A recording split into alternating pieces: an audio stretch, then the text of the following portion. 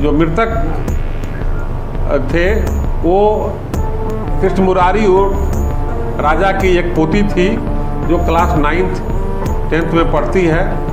उसी ग्राम में आते जाने के क्रम में जो है उसका पीछा करते थे या देखते थे, जिसको ये नागवार महसूस करते थे।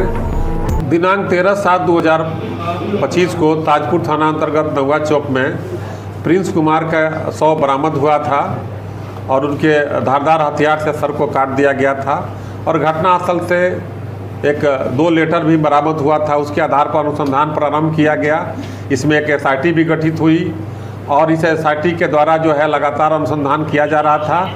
अनुसंधान के पश्चात जो साक्ष्य मिला वो साक्ष्य के आधार पर इस घटना का अंजाम कृष्ण मुरारी उर्फ राजा, जो उसी गांव का था, जो इसकी उम्र 64 वर्ष है लगभग में, उसी ने कारित किया था।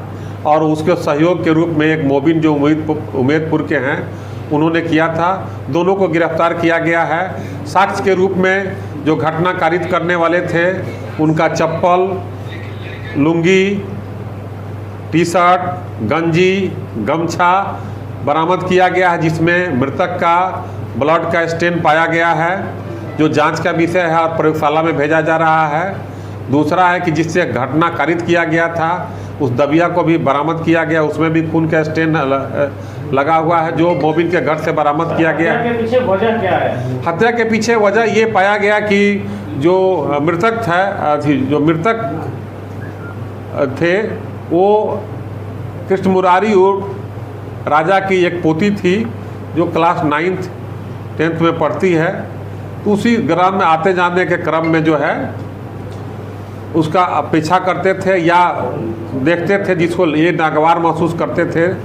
उसी को प्रतिशोध में ये घटना किया गया। घटना करने के बाद कृष्ण मुरारी ने अपने दुश्मनों को फंसाने के लिए एक चिट्ठी लिख करके वहाँ रख दिया था, जो अपना अपराध स्वीकार किया है।